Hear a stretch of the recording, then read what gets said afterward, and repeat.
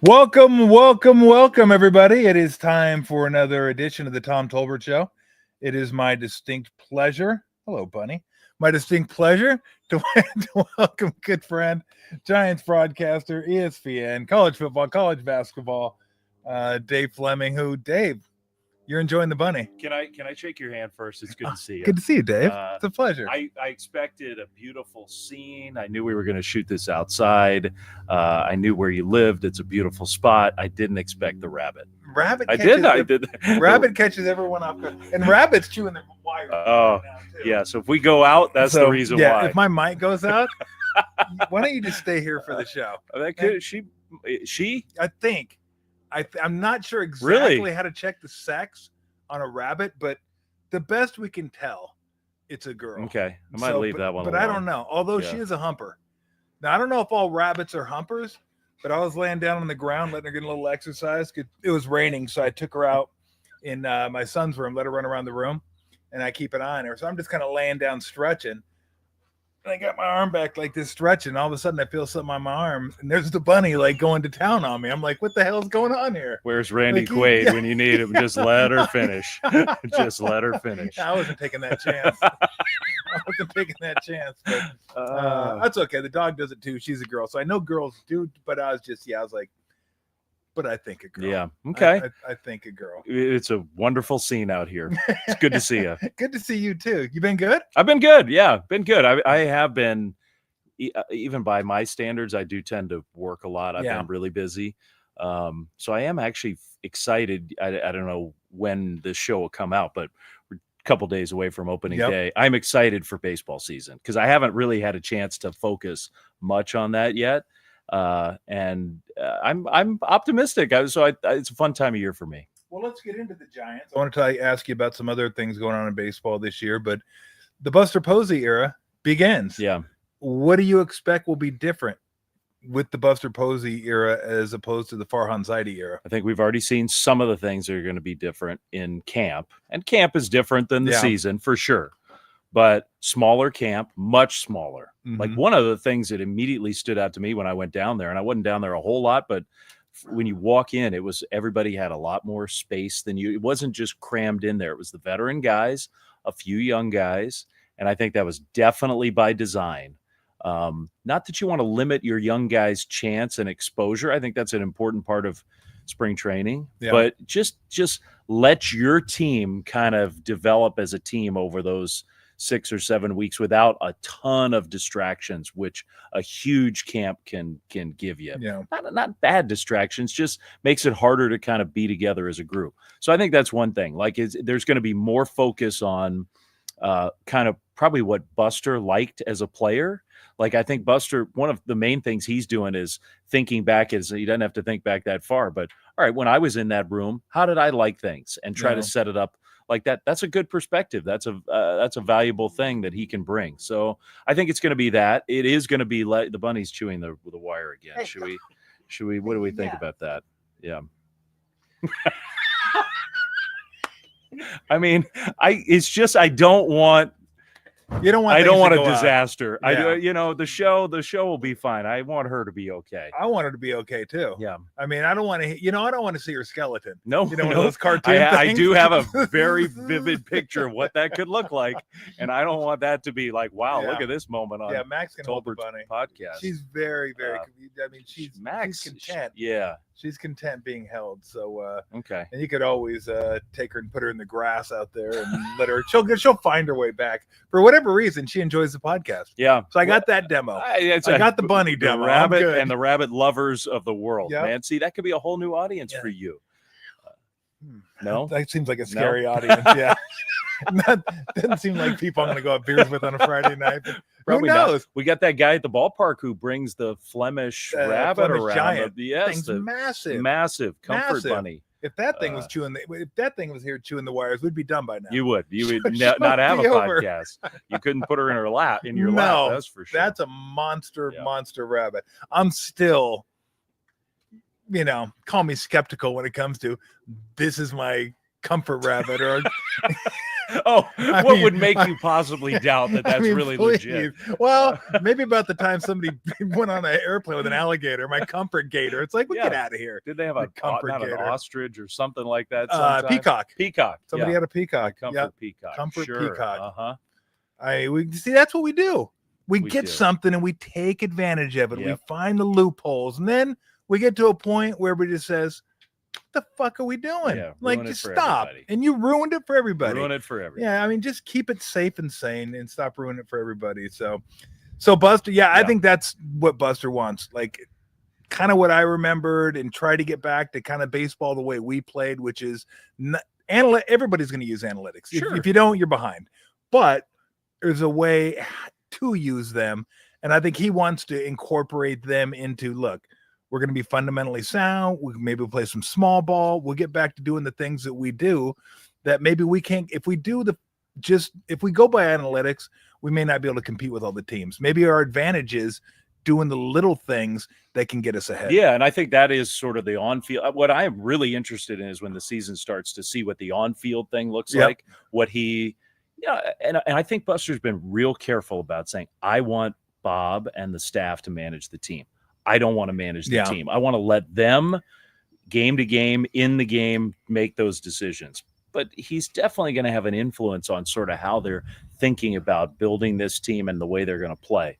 So it's the soft stuff that maybe I started with, like, hey, smaller camp, a little more priority to our core group. Let's make them comfortable, but not only comfortable, like, let's let them bond together and kind of get a group. I think Buster really does believe in the power of everybody pulling together for good and for not so good, and maybe riding out some of the downturns in a season together, as opposed to a knee-jerk quick fix. Let's swap one guy out, one guy in, let's pick up a guy. I do think he believes that has a long-term effect in a negative way on your team. So there's all that soft stuff. And then the stuff that you're talking about is probably more important. Like, how are they going to play differently? Part of it is the roster just dictates it. Yeah. Like, this is not a team. Look, I am optimistic. I think they're going to be a good team, but they're not going to go out there and just launch long ball after long ball. That's not the formula. So you pitch, you put your best defensive team out there as much as you can. And you do push the envelope maybe a little bit more with some of that stuff you're talking about, and see how it works. And you know what, if it doesn't work, I'm sure Buster and everybody's going to be willing to adjust. But I think that's kind of the idea early in the season. See how that goes. Yeah, the goal to me isn't win the division, because they're not winning the division unless something catastrophic goes wrong with the Dodgers, who may have the greatest roster since, I don't know, the Reds or A's of the 70s, maybe something like that, because there are lineups that are better.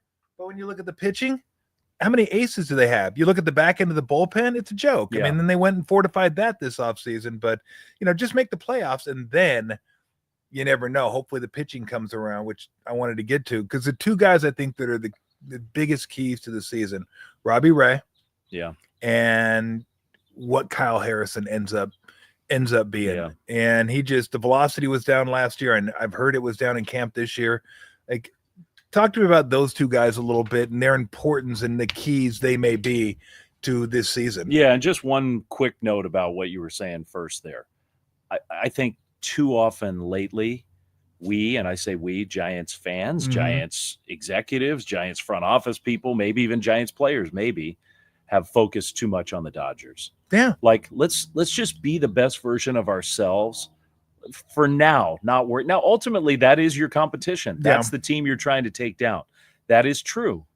But you don't have to chase move for move everything that team is doing. And I do think there's a healthy internal focus right now of, let's be the best version of us that we can be, and worry about how that all shakes out. Because you're right. It's right now for everybody, not just the Giants, for everybody, on paper, it's just an uphill climb. It's really hard to match up with them on paper. So I think you're right about that. As far as your question goes, I mean, I'm putting Verlander in that same category too. Okay. Because I think Verlander was one of the stories of the camp.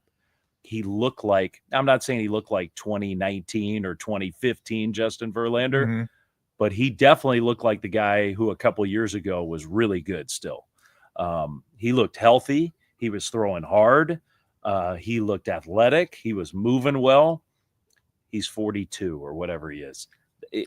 Will that last forever? God, I don't know. I was 42. I know. I mean, it does still, right, for you and me, it sounds like, that's pretty good. 42 felt pretty good. Yeah, man. Didn't have this thing going. I know. I don't go every time I get up out of my chair. But it's no doubt for a pitcher that's old. Sure. Yeah. And so I think there is a question, how long can he sustain it? But right now, he looks like a guy who can really help. I think when he signed, there was a lot of skepticism, like, oh, here go the Giants again. Yeah. Just kind of, you heard some criticism, PR move or mentoring and all that stuff. This guy is here to pitch well, and he's super motivated. He's a guy who's very motivated to get to some of these milestones. That's good.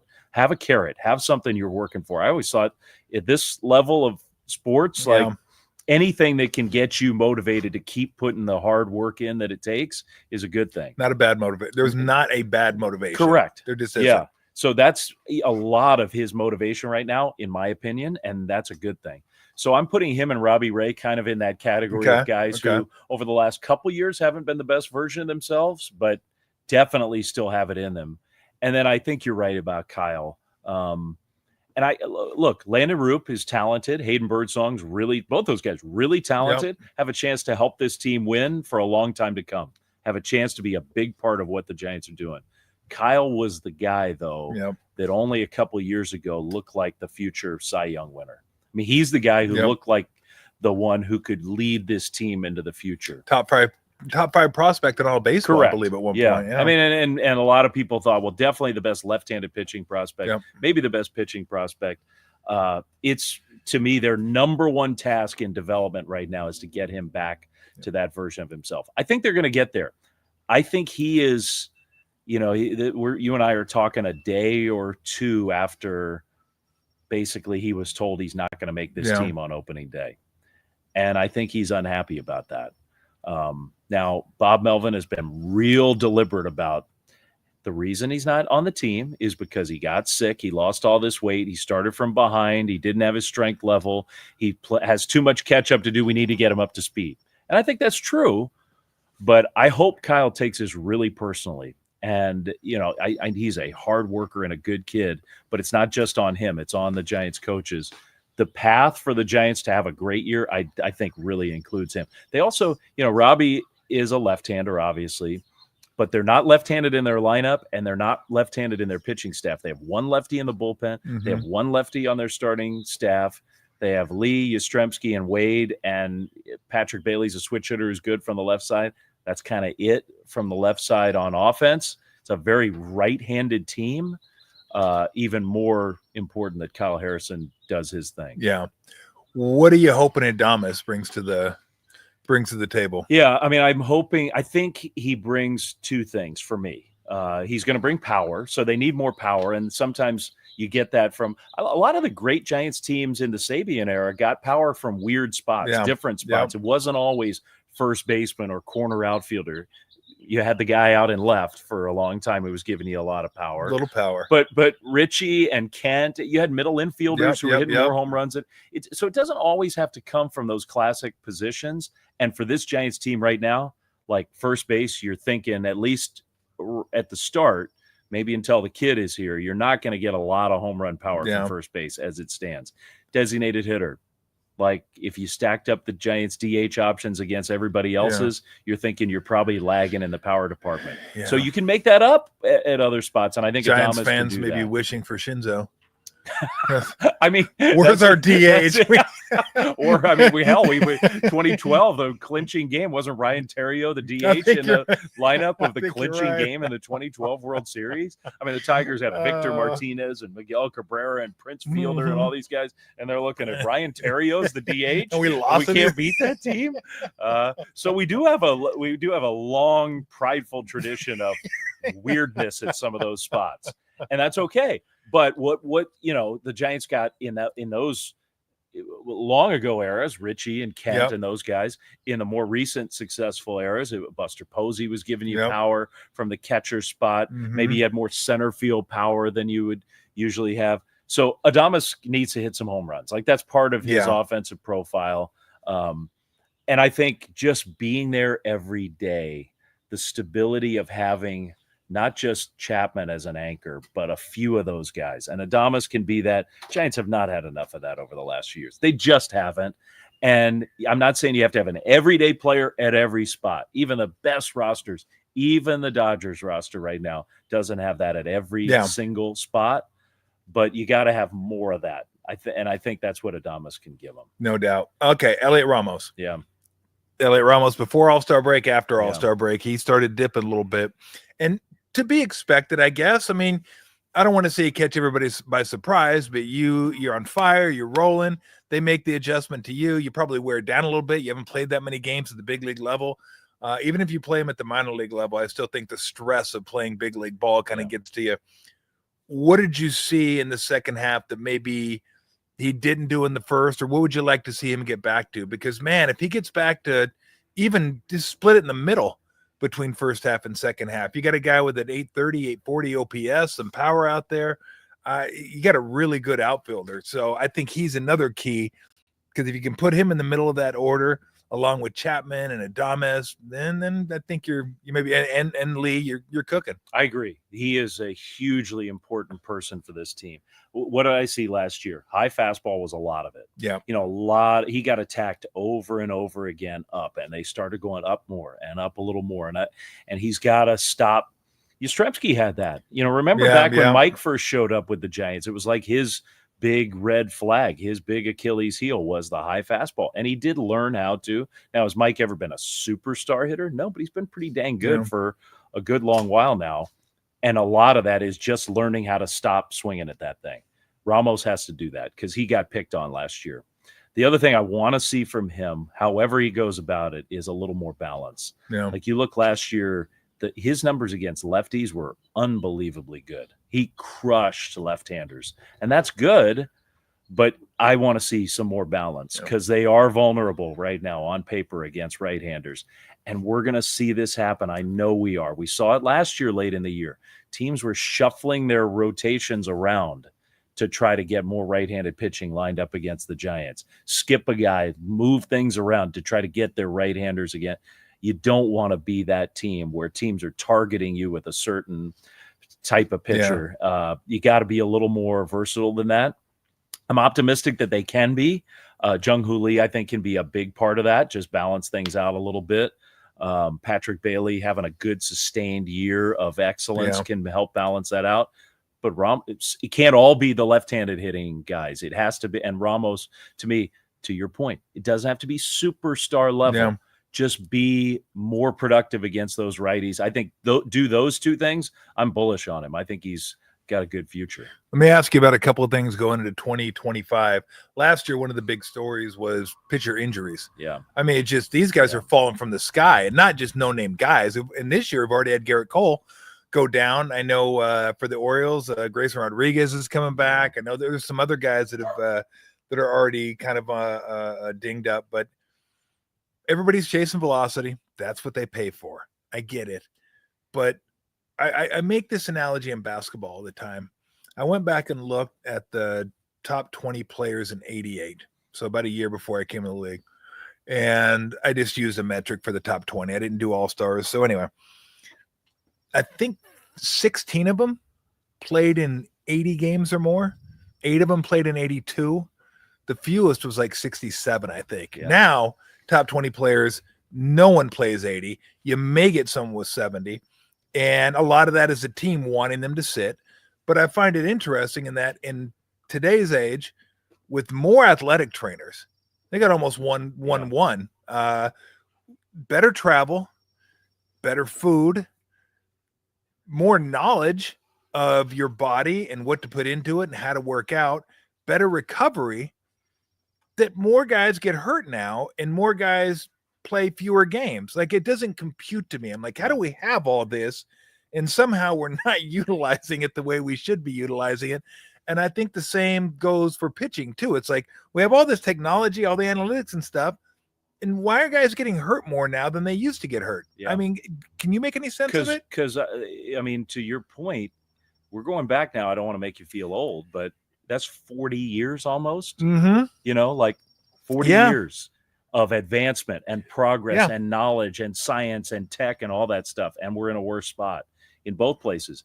Now, I think some of that is all the advancement and the training, and guys are as physical as they've ever been, more so, bigger, stronger, faster. Maybe some of that just creates injury issues because we bulked up. You know, these athletes are huge now in every sport. They were big when you were playing. I'm not saying they weren't big, strong guys. They're different now. But they look are different. Yeah.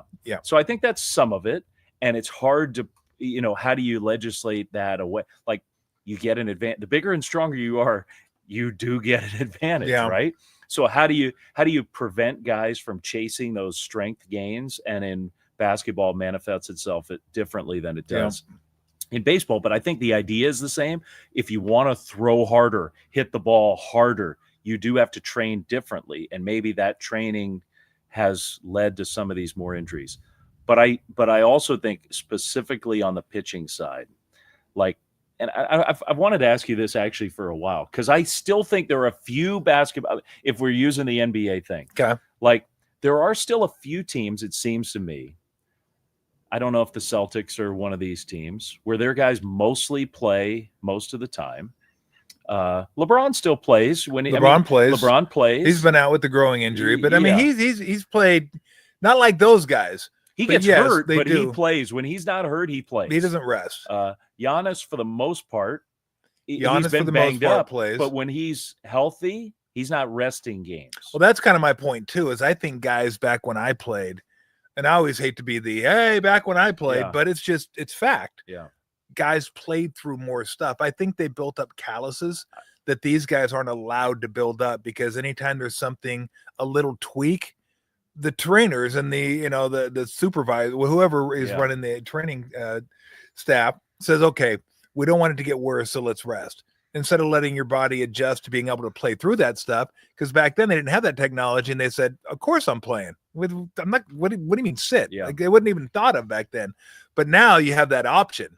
So I think even when guys feel like, man, maybe I'll sit this one and so I can be back the next game. Like, and I don't want to say it's just the players either, but I do think there's part of that in basketball. Let's make sure these guys are 100%. So at the end of the season, we get to the playoffs.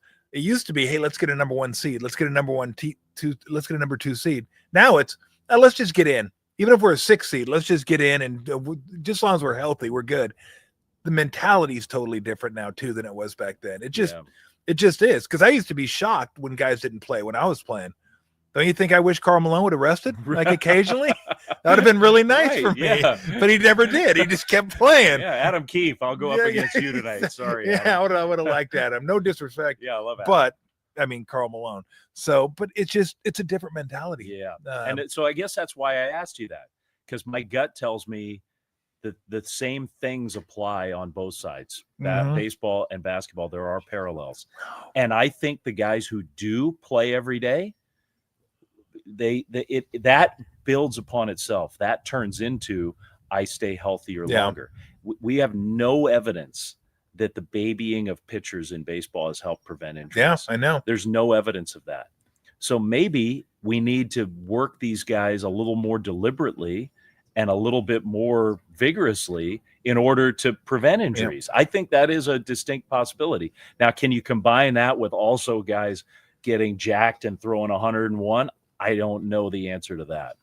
But I do believe deep down that we're doing pitchers a disservice, pitchers specifically a disservice, by how carefully we're handling them as they develop, especially in the minor leagues. I don't think that's preparing them for what they need to be when they get to the very top level. And my gut tells me that same thing is true in hoops. That the more you try to load manage and rest, it's not helping you stay healthier, avoid actual injury. I'm not talking about like fatigue level or, wearing the wristband and getting your sleep score and all this stuff. I'm talking about staying not without injuries, avoiding actual injuries. I don't think it's working that well. And guess what? Just from a callous standpoint, I don't mind you getting hurt when I'm paying you $700,000. I don't want you getting hurt when I'm paying you 17 million or 31 million.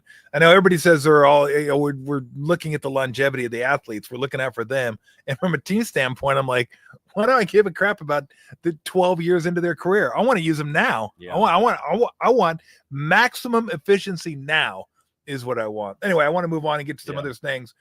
Give me your thoughts on the first year of the college football playoff. I thought it was a success, didn't you? Yeah, I loved it. People were saying all these games suck, double-digit blowouts. I'm like, what would you rather have, Indiana versus Notre Dame in a nondescript bowl game where half the team doesn't play?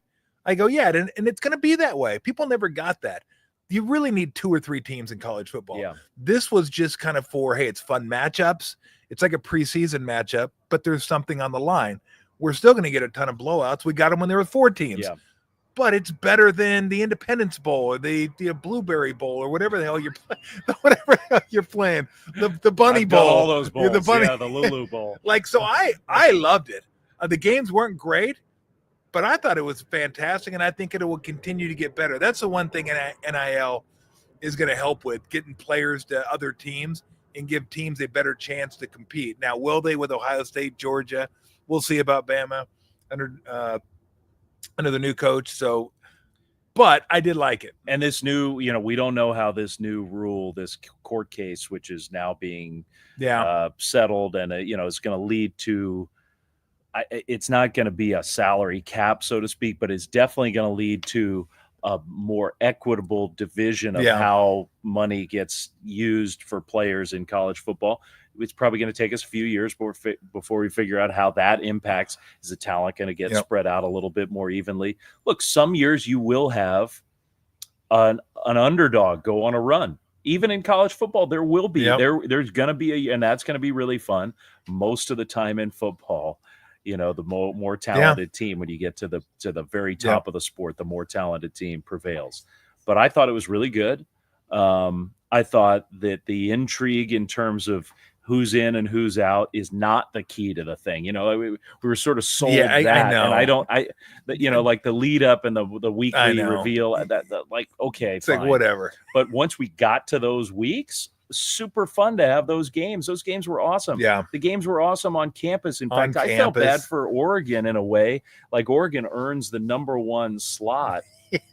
And then they don't get the benefit of a home game. Yeah. And they go play this neutral site game. And look, the other team, Ohio State, was really, really good, but they had a week to kind of build into it and get their feet under them. And that to me is something that maybe we have to watch going forward. Can we figure out a way to those top seeds get the advantage of a home game before, whether it's the Final Four, the championship game, or whatever it is? That to me, that would be something like if we're looking for possible tweaks, because the home field thing I thought was really spectacular. Yeah, and they got to figure out the seeding. The seeding. I mean, they do the seeding. Boise shouldn't have had to buy. ASU shouldn't have had to buy. And look, that was the rules, so they got to buy. But that's got to be something they look at. Yeah. All right, I got a couple questions. Okay. I wrote them down so I didn't forget any. I'm going to try to get this thing down to like 5 for every guest and ask them nice these questions. By the way, you like that? Yeah, uh-huh. Well, to-do list. I mean, God, you really went all out for this. I did. Podcast. I did. What do you think, Mike? You like that one? Yeah, we're all good to go. Yeah. I probably should get a notebook. I probably should. I'm but cool with this. I mean it. Like I said, we're not buttoned up, but that's who we are. Yeah, exactly. This is what I do. Who you are. Okay, most devastating loss you've had as a sports fan. I think it's probably a Stanford. When you're in college, to me, it's probably a college memory. I would say the one where I was most viscerally upset. Remember the year Stanford went undefeated for almost the whole regular season? They ended up losing a game. I want to say it was like 2004. I should remember. But they were a number 1. Maybe they were the number 1. I don't know if the committee said number 1 overall seed back then. They might not have. But they were the number 1 team in the country for the whole year. In fact, not to digress, but like I was in the practice gym at U of A a few weeks ago. The Richard Jefferson practice gym. Practice gym. And I'm looking up at all those banners of the great players. You know, I don't know if they're the first round picks or why you didn't make the cut. Well, because I wasn't a first round pick. Yeah, I guess so. But you were a great player. Anyway, I'm glad you used the term great liberally. And so I'm looking at Richard Jefferson. I'm thinking, God, those teams that he was on. And so then I went just to Wikipedia and pulled up the roster of the team that he. That's a pretty good team. Oh my gosh, pretty good team. It's so many Luke great and players. Exactly. Yeah, Jason Gardner and like Channing Frye might have. I don't know. Channing might have been a little earlier, but he could have. Yeah. No, I think Channing was on that team. A ridiculous amount of good players. And to think that Stanford won the league, that his last year there, his like when U of A had just an awesome team, and Stanford still won. Anyway, it was a great time to be a Stanford fan. We had so many good teams. That year we went undefeated the whole way through, and Josh Childress was awesome, and all these players, and then get the number 1 seed in Alabama, which back then had no basketball anything. In the second round, knocked them out. And they'd already had a bunch of disappointments. You know, they went to one Final Four, never made the title game, all these good teams. But that was the year where we spent the whole year just celebrating, like, how unbelievable is this that we've gotten to this level where we can be this great and then to flame out. Like, that was a gut punch, man. Just kicked in the nuts. Gut punch. And I loved college. You know, that was the heyday. College hoops was so – and whatever you think about college hoops now, it is different now than it was back then. And we were so attached to that team. And I had graduated by a couple of years, but I was a young grad and following the team like game by game, and that hurt me. Yeah, mine was unfortunately it was the Donnie Moore game. Yeah, and because I was still obviously love the Angels. It's only 2 teams that like kind of hit me in the gut when they lose. Angels, well, not anymore because they suck, so it doesn't really matter. But Arizona football, basketball. Other than that, I don't really have favorite teams. And I like the Giants in 2002 hurt me, but I don't know. When you get older, it hurts less. It does. You just have it hurts, but it's you have like a different perspective you move on it. When you're a college kid or that, it's just that's like prime fandom. It's like you're like hanging or by a 12-year-old. Yeah, exactly. Like, it's just, and everything feels so important. It feels like the most important. You don't know how much I hated Hendu when he hit that home run. Oh man, you run around the bases with the windshield wiper. I'm like, I can you Hendu? I can imagine. I can. I'm so mad. I was so mad. Okay, most trouble you got into when you were younger, and what punishment did you receive for it? Most trouble I got into when I was younger. I didn't get really punished for it. I somehow I got mostly away with it. I did lead the charge in high school for like the senior prank day. Okay. And I probably went a little overboard. We blockaded the front of the school with plywood, but not all the way up to the ceiling. And we put a giant tarp, and then brought a hose over all in the middle of the night. I don't know how we did this, but we actually did it and filled it with water and turned it into a goldfish pond. And we brought all these goldfish in. And so nobody could get into school the next morning. Wow. Because we created a goldfish pond in the front entrance of the school. And somehow, I don't know if I built up enough goodwill over time, but I got away with it. But that's probably, they weren't real happy with me when they showed up the night because it was messy and all this. That's an amazing prank. It was pretty good. I thought it was pretty good. That's amazing. And the fish were alive when people got there. I mean, I figured they'd all be floating on the top, but they were all, at least for a few hours, that was so. So nothing when you're a kid like your parents. I remember one time I made a babysitter. I when I was probably like 7, a babysitter wouldn't let me have an Oreo after lunch. It wasn't even at night. It was in the middle of the day. I have no idea where my parents would have been. And this babysitter was kind of this nerdy young woman, and she was real buttoned up, and she wouldn't let me have an Oreo. And so my friend and I were there together, and we decided we were going to run away or whatever. So we ran out the house to make her chase us. We ran around the corner. Okay. I guess there's a water theme to all this, but we got the hose, the garden hose, waited till she came around the corner and just nailed her. And she was this like sort of, like 18-year-old goody high school kid. Yeah. And she freaked out and immediately called my mom and made my mom come back and said, "I'm leaving right now. You come back. I'm never being around these kids again." Animals. Yeah, animals. So that was my little kid version of that. All right, favorite dish that your mom made? You know what I do have some specific favorites, but my favorite memory of my mom's cooking was we had breakfast, dinner every Sunday. And so it would rotate. Sometimes we had eggs and bacon. Guys. Sometimes we had pancakes. And every Sunday was breakfast, dinner night. And it would, in the fall, so the Redskins, now we don't call them that anymore, but they were a huge part of my sports fandom. And we would watch the game on Sunday, and they were so good back then with the Niners and the Giants and the Cowboys and the Eagles. Those were the good teams.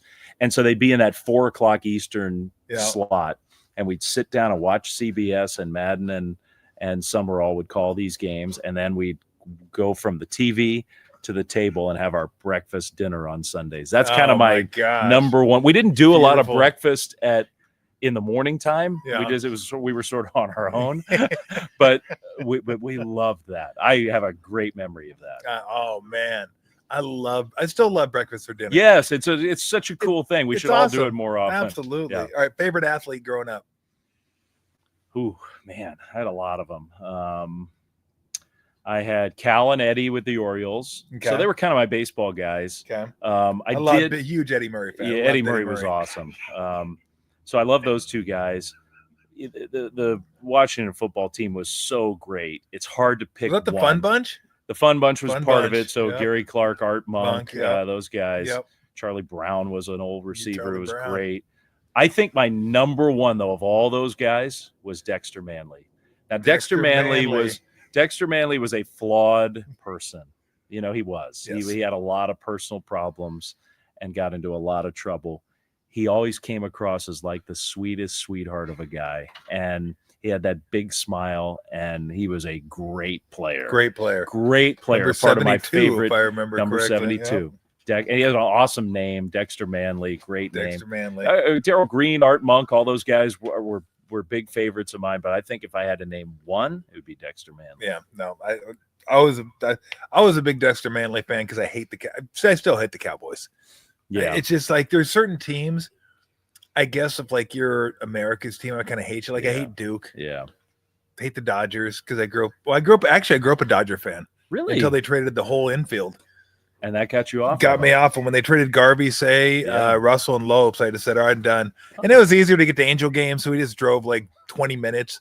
And I was like, I'm going to be an Angel fan. Yeah. And then the 80s, the Angels had, Carew, DeCinces, Gritch, all those guys. So I became an Angel fan. But let's continue on. Yeah, I lost my. The Cowboys. You didn't like the Cowboys. I didn't like Cowboys. Duke, Notre Dame, all that stuff like that. They're just certain teams I'm always going to hate. Yeah. And Yankees, of course. My father. Now I don't want to take too big of a digression, but when I was little, my dad helped Larry Lucchino. You remember Larry Lucchino, who ended up being a baseball executive? Yeah. Got Camden Yards built. Got the Padres Stadium built. Went to Fenway, hired Theo to go to the Red Sox, started that whole thing. Larry Lucchino is an all-time great sports executive. Back then, he was working for the Washington football team. And my dad was a young lawyer when I was just a little kid, like 3 or 4. And Larry somehow got hooked up with him, and my dad helped him resolve like a legal issue. I think it was even like with an old coach of the team who was like trying to take a team car or something weird. And my dad helped him resolve this. And Larry said, now look, we have a season ticket waiting list of 100,000. I can't just comp you tickets. That's not how this works, but I can move you to the top of the list. And so my dad said, sure. And so we paid for them, but we got to the top of the list and we got season tickets to RFK. Nice. And so that's really what turned me into a huge sports fan, is going to those games. Yeah. I mean, people around here, you go to Candlestick in the old days, whether it was to watch Mays and McCovey or then to watch Montana and Clark and all those guys. Like that, when you're a kid, that's what makes you a sports fan. No doubt. All right. Worst fashion choice. Oh my God. Good Lord. Some people would say my haircut from time to time. I haven't been the king of the great haircut. I got the worst. I was a freshman in college in Palo Alto. I don't know. It might still be there. There was a President's Barber Shop, I want to think it's called, on University Ave in Palo Alto. Okay. And it was like 4 weeks into school, it's time to get a haircut. And some of my freshman dorm mates and I walked down there on like a Saturday morning. And I knew it. I sat down in the waiting area and I watched this guy get butchered by this dude. I mean, it was like the worst haircut I'd ever seen. And instead of having the stones to just say, I'm waiting for the other guy, it's your turn. And I'm like, oh. And instead of just sacking up and not going into that chair, I just shuffled over there. And I knew it. It was like being walked to your own execution. I knew it. And I got the worst haircut of, people, my friends were calling me like Dutch boy. Like it was like the hair, it was like, it was really bad. So I've probably made some terrible fashion choices, but that's the worst personal appearance choice I've ever made, not to just walk out of there and find someplace else, because I knew it was coming, and the clippers came out, and I could have been weeping in the chair. It was awful. Terrible. Yeah, mine was velour. I kind of missed the velour. You did. I think I missed you're velour. Younger than I am. I got the velour era. It started about my junior year. I love velour. I had this one blue velour shirt with like rugby stripes on it. I thought I was so sweet. Oh my gosh, so bad. We had this is a weird memory, but like I definitely was in the era of when you were told to look nicer, dress up. Remember Tiger Woods? Like, Tiger and I are the same age. Yep. We were freshman dorm mates together. The massively baggy pleated khakis and the golf shirts where the sleeve went down to your elbow. Like I have a lot of pictures of me looking like bad Tiger. Like that wasn't that good either. Magician. It's a lot different than right. Yeah. What are you pulling Lulu out of your sleeve? Like what the hell? It's a bunny. Brownie. Look at and she's chewing on a wire. Oh, God. All right, last one. Yeah. I'm going to ask you who you think's going to win our March Madness bracket. So we got a March Madness style bracket. Yeah. And we've done something different. Instead of like, people do serial TV shows, stuff like that. We did serial killers.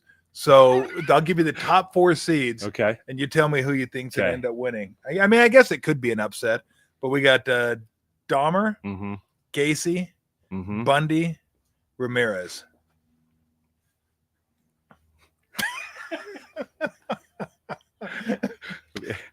Out of deep respect for the seriousness of this, I think I'm going pop culture. Okay. Jeffrey Dahmer. Yeah.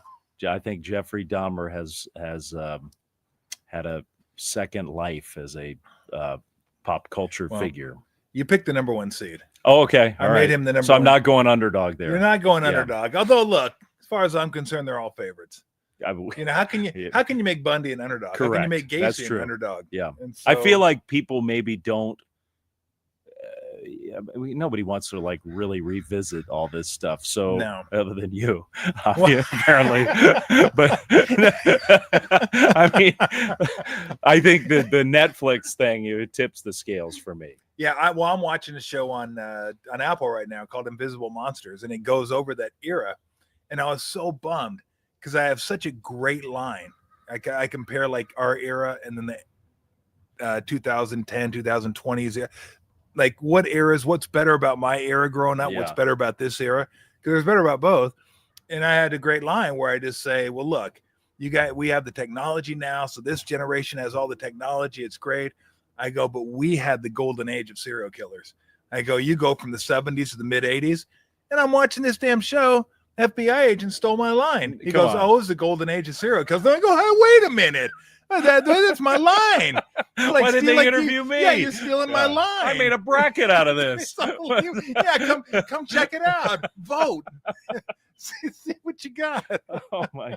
Well, young people don't understand. Like when you and I were kids, it was different, and it felt scary. There were times scary. Whether it was the Strangler or the Zodiac or whoever it was at that, back then, like there were times where it was like, yeah, damn, somebody's was like in the teenage years in the 70s, right? Yeah. That was toward the end of Bundy and then beginning of Dahmer and then Charles Manson. Helter Skelter scared the hell out of me. Yeah. I told my mom, I go, that book, it scared the hell out of me. Real quick, I've told this story before, but I was so scared because I stayed in the front of the house and there was a window. And I was thinking, man, if somebody just comes through that window, they could snatch me and I'm done. Front lines. I'm done. So I had I do. My brother Jeffrey's 10 years younger than me. So I was like 12, 11, 12. He was like 1 or 2. I used to take him out of his room and put him in my bed, figuring that he's easier to take. So they just take him. I'll run. He'll be sitting there like a sitting duck. And I'll be good to go. Like, I'll be sad, but at least I'll still be here. How did we get here to this?